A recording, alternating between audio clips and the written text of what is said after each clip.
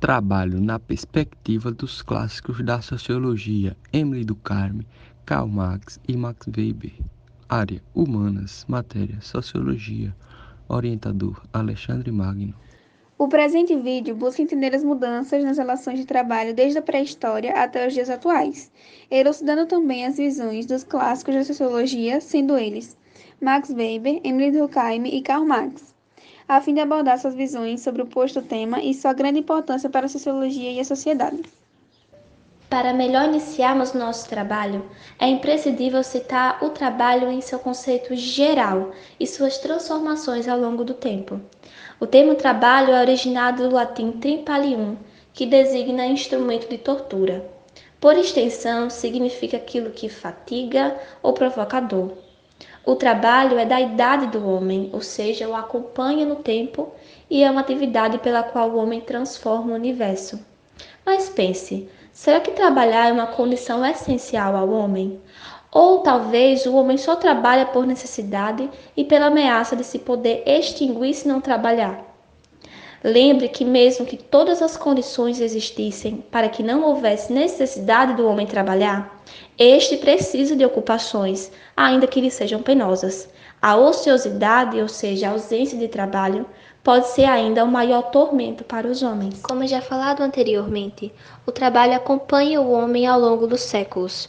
A pré-história, por exemplo, era uma organização relativamente pequena, onde os homens instituíram a divisão etária e sexual do trabalho. A função de cada um do grupo depende da sua idade e do seu sexo. Isso, numa sociedade coletora e caçadora, possibilitou uma enorme evolução na esfera de organização e, juntamente com outros adventos, como armas, ocasionou o domínio humano sobre o meio e o território. Por outro lado, na antiguidade, temos um trabalho que representava punição e submissão, em que os trabalhadores eram os povos vencidos nas batalhas, os quais eram escravizados. O trabalho não era dignificante para o homem como hoje. A escravidão era tida como coisa justa e necessária. Para ser culto era necessário ser rico e ocioso. Mas é aí que tivemos mudanças drásticas no conceito de trabalho, pois a política de exploração vivida na Antiguidade e na Idade Média deu lugar às reformas liberais do modernismo, iniciado nos séculos XVII e XVIII. A ideia de liberdade esteve bem destacada nesse período da história, revelando que o modelo de servidão era apenas uma modalidade diferenciada de escravidão e que as corporações de ofício significavam impedimento ao desenvolvimento do livre comércio e ofício. O medo das formas que o trabalho foi prestado no passado levaram ao amadurecimento dos trabalhadores desse período, incentivando a formação de associações, dando lugar a contratos de trabalho com prazo determinado, ao assalariamento e fazendo com que o trabalhador não ficasse vinculado indefinidamente ao empregador. Agora, na contemporaneidade, temos a inteligência artificial ganhando espaço. Ela permite que as máquinas aprendam com experiências e criem suas bases de dados. O mercado, assim, sofre mudanças constantemente. Todos os dias surgem novas tendências, exigindo das empresas se reinventarem e adequarem essas novas situações.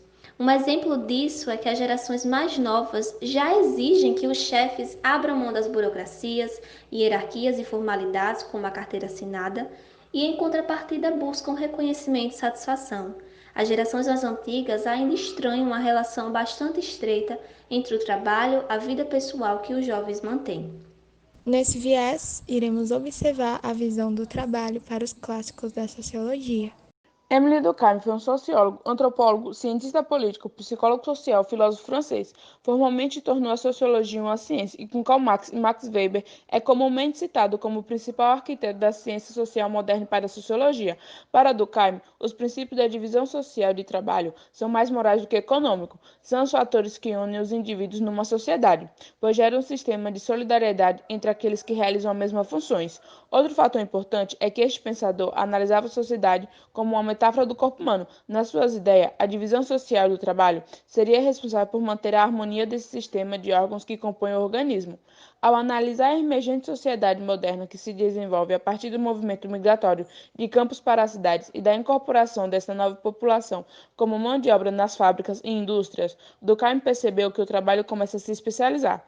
Ele se dá conta que quanto mais especializado é o trabalho, mais laços de independência se formam. Para Durkheim, o trabalho é um fator social presente em todos os tipos de sociedade, ou seja, o trabalho é algo que se impõe a nós indivíduos, independente da nossa vontade. A divisão social do trabalho para este autor promove a coesão social e por isso deve ser preservada. Max Weber, nascido em 21 de abril de 1864, foi um intelectual, jurista e economista alemão considerado um dos fundadores da sociologia. Para Weber, como se caracteriza o trabalho? Weber analisa o trabalho a partir da ótica religiosa, estabelecendo divisões e diferenças entre o trabalho dos católicos e protestantes. Na obra weberiana, a divisão do trabalho é determinada a partir das crenças religiosas, que diferem em protestantes e católicos. Para Weber, cada sociedade se forma e se opera a partir de condições históricas específicas e na sociedade capitalista. O trabalho acabou por se tornar uma atividade fundamental. Assim se forma o espírito do capitalismo, e nele o trabalho árduo e disciplinado aparece como virtude, como caminho para o sucesso profissional e para a salvação espiritual. Weber nos mostra que a sociedade capitalista se desenvolve a partir de uma lógica racional, na qual a vida material ganha grande importância e dignidade do homem, passa a estar diretamente relacionada ao seu trabalho e à escolha de uma vida próxima a Deus. O trabalho não é a satisfação de uma necessidade, mas apenas o meio para satisfazer outras necessidades. E é assim que eu inicio, com a frase do grande Karl Marx, nascido em 5 de maio de 1818. Foi um filósofo, ativista político alemão, sendo um dos fundadores do socialismo científico e da sociologia. Suas obras e teorias até hoje influenciam a sociologia, a economia e a história.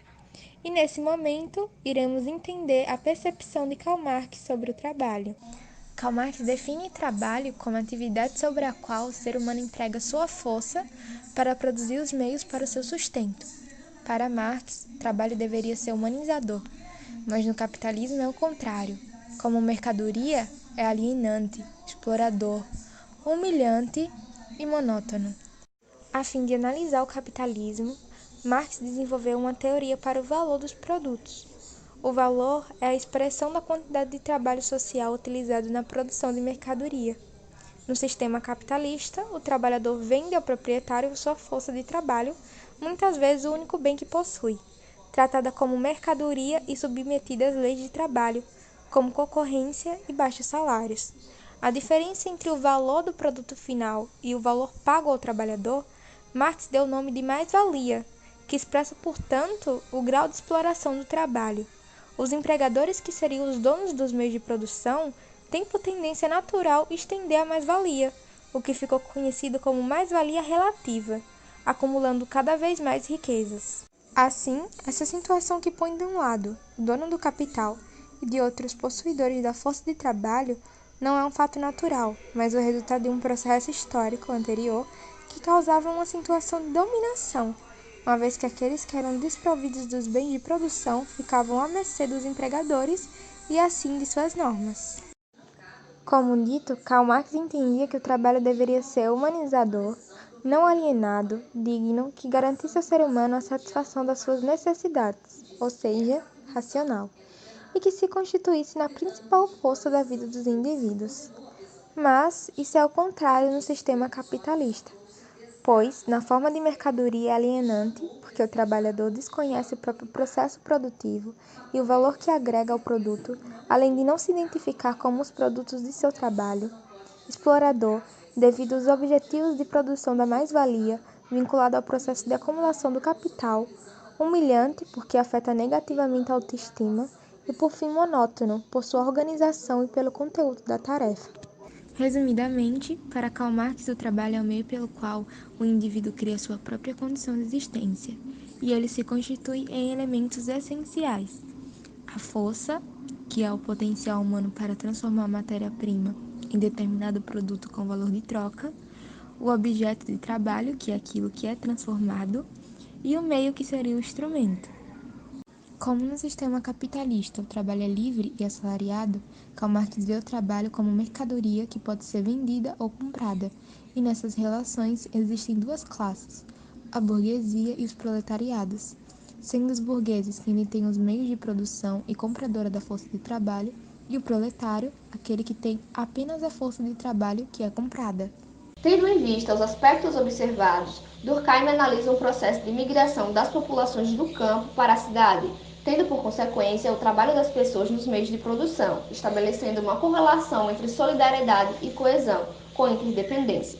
Em contrapartida, Marx, crítico do modo de produção capitalista, aborda que a divisão e repetição do trabalho produz exploração, assim não possuindo ideia da finalidade daquilo que se é contribuído pelo mesmo. Posteriormente a esses critérios, Weber afirma que para a nova lógica da sociedade moderna, capitalismo, baseada no lucro, o trabalho tem ideia positivada, com lógica protestante.